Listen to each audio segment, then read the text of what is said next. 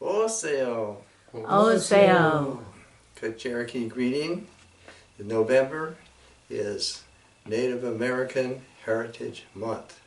Recognition is the way we inherit. And starting right off with news from Indian country today, Deb Haaland, our Secretary of the Interior, declares squaw a derogatory term, calls for removal of the term from federal place names. U.S. Interior Secretary Deb Haaland on Friday declared squaw a derogatory term and said she is taking steps to remove it from federal government use and to replace other derogatory place names. She is ordering a federal panel tasked with naming geographical places to implement procedures to eliminate what she called racist terms from federal use. The decision provides momentum to a movement that has included the dismantling of other historical markers and monuments considered offensive across this country. She says, our nation's lands and waters should be places to celebrate and share our cultural heritage, not to perpetrate the legacies of oppression.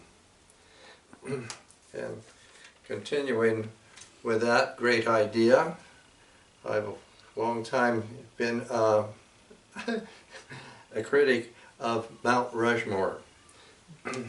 And so somebody, a cartoonist, has come up with my thought exactly. We can look over here. You got that in focus.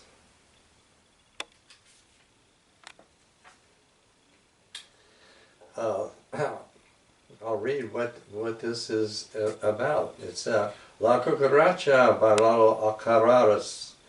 La Cucaracha is Native American Heritage Month. Renovation at Mount Rushmore. And there, the renovator is over here off cover, says there is finished, and what has been changed there are our leaders. This is Red Cloud, Sitting Bull, and Chief Joseph, and I'm not sure who this is. That's probably Coyote. And this is a wonderful thing to project, our change of that. Mount Rushmore was sculpted by a man who was a member of the Ku Klux Klan, and he intended it as a racial statement. So it certainly would fall under Deb Haaland's qualifications of something that is offensive.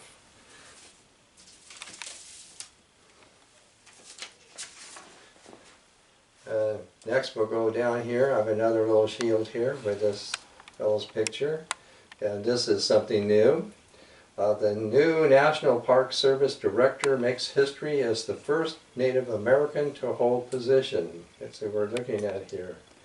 The Senate unanimously confirmed Sam's nomination for National Park Service Director on Thursday, just a few days ago, making him the first Senate-confirmed director since the Obama administration, as well as the first Native American to ever hold this position. He is a member of the Cayuse and Walla Walla nations, which are part of the Confederated Tribes of the Umatilla Reservation.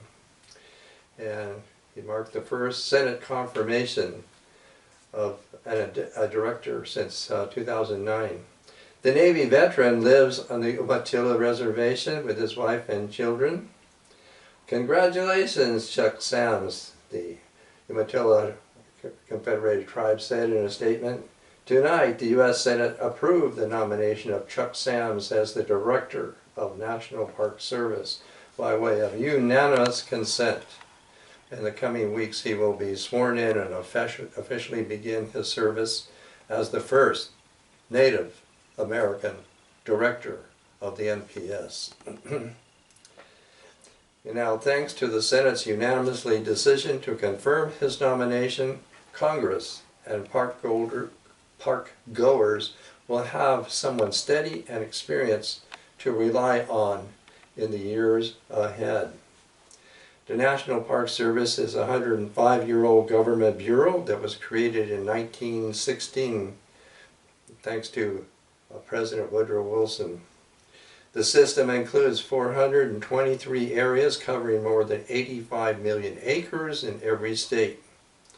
The District of Columbia, Samoa, Guam, Puerto Rico, Virgin Islands, and includes national parks, monuments, battlefields, military parks, historic sites, lake shores, seashores, recreation and scenic rivers, and the White House.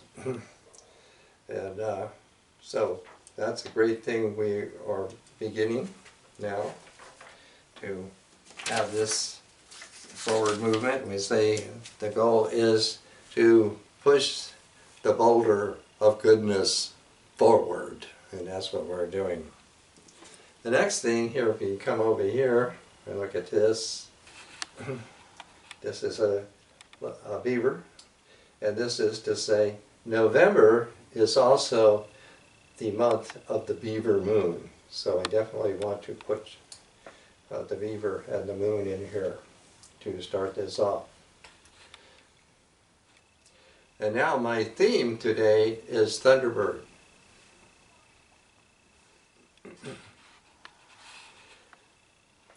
Thunderbird is the soul of Native America, and as deeply as I can say that word soul, take it as deeply as you can here. And so all of this that I'm doing here is the Thunderbird. Everything that I assemble here like this is to invoke the sympathetic resonance. The sympathetic resonance is if any of these things strikes a chord of itself or in anybody here, then that resonates throughout whatever you want to call the universe or the forever. And all planes, no matter where or what systems they're in, all converge to this note and make a passageway, an opening, a passageway in which something comes into existence or something is experienced and seen that otherwise can't be known. So, sympathetic resonance. So we can go up here and look at my my display here to see. Here is my Thunderbird.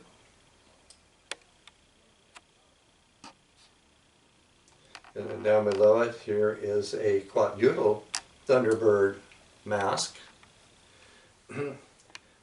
Mostly if you see totem poles, as you know what those are, mostly the Thunderbird will be the one on top of the totem pole.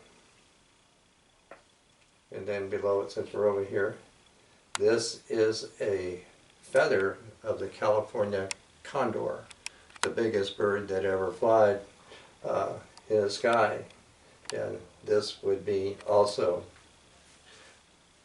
saying Thunderbird. And then if we can go over here, this is my drawing. And this drawing mostly captures the, well, we'll say the myth or the creation story of the way that this has all come about. So while you're looking at it, I'll say some things. Indian is the first creator, is the best way we can say it. Indian has no birth and has no death. He is Wakan. And so he's figured as a rock. You know, it doesn't mean that he's really a rock, he's really shapeless. But for us people, the rock is what never is born and never dies. And of course you've all heard of the Standing Rock Reservation, Indian Wasodahan. It doesn't mean that a rock is standing there. It means that the people there stand up for the earth, stand up for this country, like that. So, but anyway, Indian is figured as the rock. So what I've titled this is Wakinyan. Now Wakinyan is the Lakota name for Thunderbird, and I really like that name. So this would be the rock, Indian. And Indian is creating Maka, the earth. And with that, she becomes Maka Akan, earth goddess. So that's what I have here. This is the earth goddess. And then Indian needs a double for himself because there's nobody. So he makes a cloud, and here's a cloud. And in this cloud, out of the cloud, this becomes this head with a huge beak and an eye. This is Wakinyan, the Thunderbird. And then he elects the sky. Tapuskanskan is the sky, the blue sky, the dome of the sky. And he becomes kind of the arbiter and director, like stage director, sort of in concert with Indian's creation. And in that, Skan makes the sun. He puts together some things that makes the sun. The sun is we. That's who this is. This is we. Now the sun has no shadows in it, although he is ordered, commanded to make shadows. So when you look down here in my drawing, you can see all these mountains with their shadows. So that's very important. But the sun himself has no shadow. But his companion in it is blackness, is her body. That also is Han, that she is also the night. So I made the black around the sun. And these rays that extend off infinitely is the memory. Memory is eternal. It is never lost. And these are the memories of Han there. And also, Skan needed wind. And so I figured the wind in this way. Tate. Tate is the wind. So here is a figure for the wind. And Inyan gave the ragged mountain tops for the lodge of Wakinyan, and that's what I have figured here. So all of that is the way, in brief, in short, that I'm saying in my drawing, I am showing a creation of the earth and the sky, and everything is created there. But it's most especially the Thunderbird. It could kind of just come over here while we're on a drawing, and this is another of my drawing of the Thunderbird, and this is the sun. We is the sun.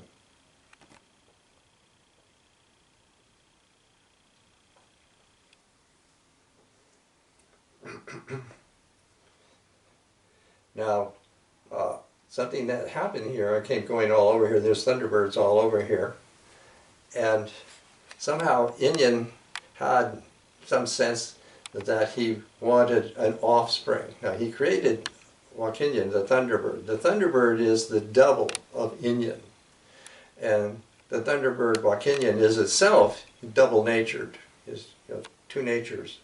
So he'd be hot and cold, like that. But somehow Wakinyan and Inyan got together, and Wakinyan created an egg. So you look down here, made this big egg. And then the Thunderbird, with his wings and everything, he fanned it and flapped it and everything, and kind of incubated that way until finally the egg, cracked open, and out came, who was inside. And this who was inside is actually called Woksa. Woksa is wisdom. So he is, kind of a hybrid. He's kind of a hybrid because he's made of these two deities. So he's wisdom. So he's kind of, look a little bit like an owl. He looks a little bit like an eagle. You're quite one thing or the other. So that gives him sort of the guardian and protector of all misshapen creatures and people. That but he's utterly benign, and so he's mainly a counselor to the deities. He's wisdom, outright there. And along with him, you can come over here and you can look at this little girl here. Maka Aka needed somebody to be with her. So she, kind of put in her request, I don't want to just be alone and just be an old earth. I would like somebody, to, be with me. And so Indian created her, and she's, Wikope. Wikope, the name means beautiful. And she is peace and beauty and happiness and all like that. And eventually she appears, in the myth as white buffalo calf woman who brings the sacred pipe to the Lakota. So this is her here. And I've just paired it over here with an eagle piece that I made to balance it here. And Thunderbird is also a transmitter. If you come down here to this piece, this is actually an ancient stone tool, as we refer to it, that I found there in the Owens Valley. And I've painted on it a petroglyph of the Thunderbird that is nearby. And what it means here is that Thunderbird is also the transmitter. It transmits messages, transmits, to us. Now, you come up here to this pipe. You can see that. This is a Thunderbird pipe. And it's about 2,000 to 2,500 years old, and it's from the Hopewell or Adena culture. Those are modern names for this ancient culture. And up here, right here, this is a Thunderbird piece that's been knapped this way from the same culture, very, very, very ancient that way. When you come over here alongside of this one, since we mentioned the Owens Valley, this is reproducing, in effect, a petroglyph that is in the Owens Valley of the Thunderbird. So I put all of this together, and here's the lightning strokes and like that. And since we're over here, we go right down here to this. This is a Tibetan Thunderbird. This Tibetan Thunderbird has been actually made from an iron meteorite that has fallen on the earth. And the iron is, fairly malleable. So this Thunderbird has been shaped by it. I think there's maybe about 5 in existence. And down below it, this is actually a thunderbolt, a metal thunderbolt. Dorje, they call it in Tibetan. So you can see even over there in the Himalayas, on the other side of the world, there is the Thunderbird. And we come over here to this piece. This is from Mexico. I collected this in Mexico.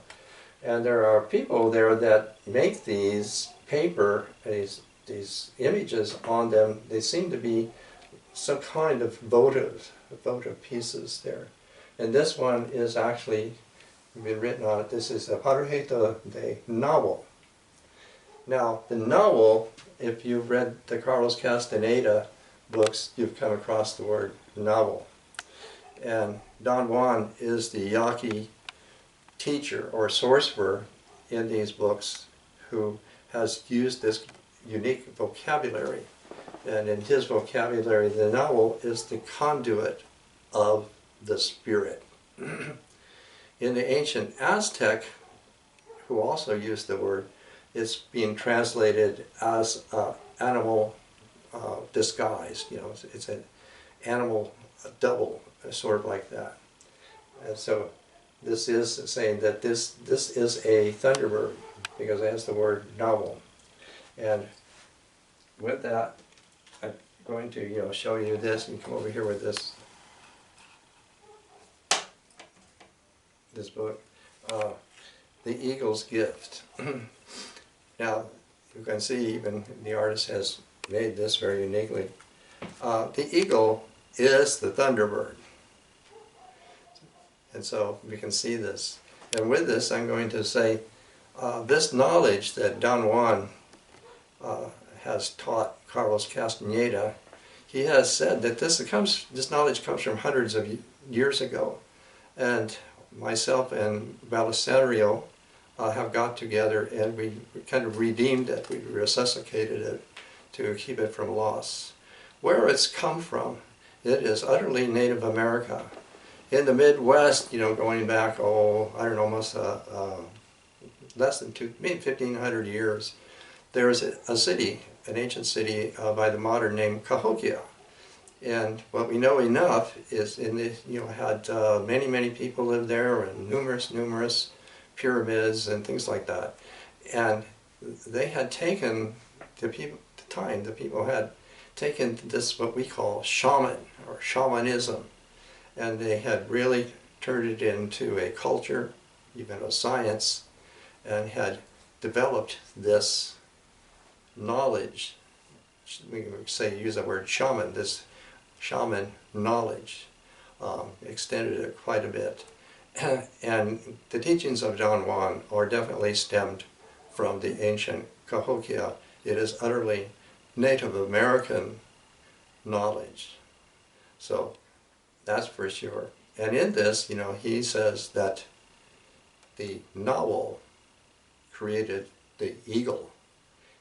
That would be the Thunderbird. So that would be Inyan creating Wicanian, like that. So that we have something that's matching. The word Nahual in this Mexican usage is also Inyan in the Lakota. Inyan, the Lakota, first creator, and the Nahual, who created the eagle, are the same.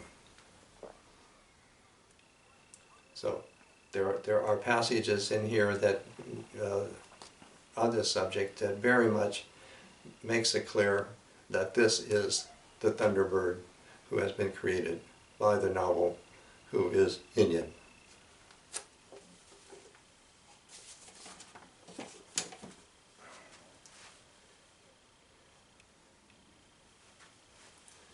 Here, I'll read a piece here for the Thunderbird. Thunderbird is beheld everywhere, a mirror of sameness in the vast expanse of the Thunderbird, which is auspicious, pure, life, spiritual, and cosmic. The Thunderbird is the spiritual basis which extends everywhere, as space is its factor, and it may be rendered as the sphere of the sacred. The T-bird is the one principle of the cosmos that is present everywhere, and in this way harmonizes with everything else. The sameness of everything is the interpenetration of every one element in the world with all others. Unconditionally existent and luminous, beyond the range of reasonable consonance, all beings are embryonic Thunderbirds.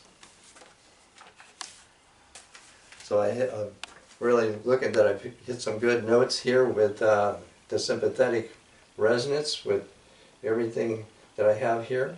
The eagle is also an emanation of the Thunderbird. And of the eagles, the one eagle that's in particular, the emanation of the Thunderbird is the spotted eagle. And that's where, my initiation or qualification comes in. The center of the sky is viewed as a kind of a cube there.